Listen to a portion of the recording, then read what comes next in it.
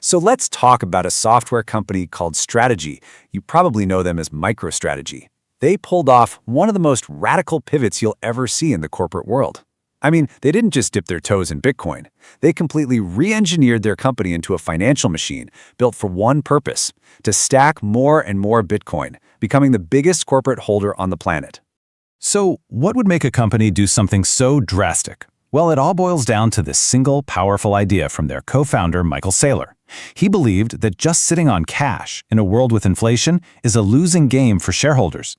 That cash on the balance sheet, it wasn't an asset, it was a melting ice cube, losing its power every single day. And that was the problem he was absolutely determined to solve.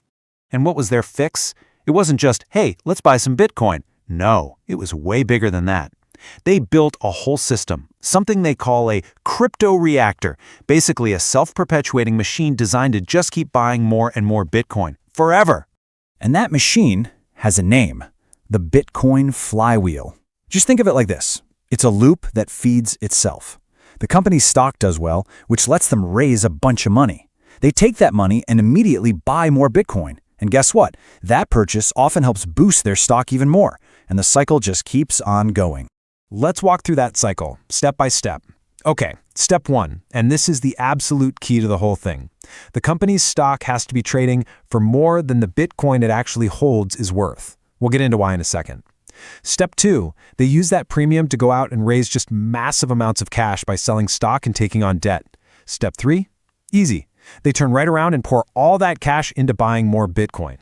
And that leads to step 4, which is the real endgame, to increase the amount of Bitcoin that backs up every single share of stock. And then the whole thing starts over again. Right, so any machine needs fuel, right? For this flywheel, the fuel is capital. And we're not talking a little bit of cash here, we're talking billions. So let's look at exactly how they get the money to keep this thing spinning. They have basically got three main tools in their financial toolbox. First, the straightforward one, they just sell new shares of their own stock on the open market. Second, and this is a big one, they issue what's called convertible debt. Think of it like a loan that can be converted into company stock down the road. And third, they get creative with other kinds of preferred stock to bring in different types of investors. And the numbers here are just mind-blowing. Just from that convertible debt alone, they've raised over $8.2 billion. But here's the craziest part. Look at those interest rates. We're talking rates between 0 and maybe 2%. They figured out a way to borrow billions of dollars for next to nothing to buy a super volatile asset. It's wild. And hey, don't just take my word for it. Look at this table. It's nuts. $800 million at 0% interest. Then another $3 billion also at 0%. You know, investors were so hungry to get a piece of the company's potential growth that they were willing to loan them gigantic sums of money, basically for free. This is that financial alchemy you hear about, right? Right at the heart of their whole playbook. But, you know, getting cheap debt is only one piece of the puzzle. The real engine, the secret sauce that makes this flywheel spin with such incredible power, is this concept called the NAV premium. To really get this, just look at this number, 2.5 times. At its peak, the total stock market value of Strategy was 2.5 times higher than the actual cash value of all the Bitcoin they owned. Let that sink in. People were willing to pay $2.50 for every $1 of Bitcoin the company had on its books. So that's the net asset value, or NAV, premium.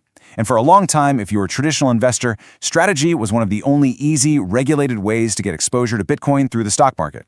So investors were willing to pay extra for that convenience, for the company's leveraged structure, and frankly, because they believed in Michael Saylor's vision. And you don't even have to guess how they use this premium. Saylor just lays it out right here. It is pure arbitrage. They sell their own overvalued stock to the market, and then they take that cash and use it to buy Bitcoin at its actual lower price. They literally capture that difference, that billion-dollar gap, for their shareholders. So here's the key takeaway. That premium is what lets them sell new stock without hurting their existing investors. Normally, when a company sells stock, it waters down everyone's piece of the pie. But here, because of that premium, they can sell $1 of stock to buy more than $1 worth of Bitcoin. This actually increases the amount of Bitcoin per share, something they call Bitcoin yield, and makes the pie bigger for everyone. Okay, I know what you're thinking. This sounds like some kind of unstoppable money machine. But what's the catch? What are the risks? Because let's be real, a strategy with this much upside always comes with some serious stakes. So, Can this flywheel actually break?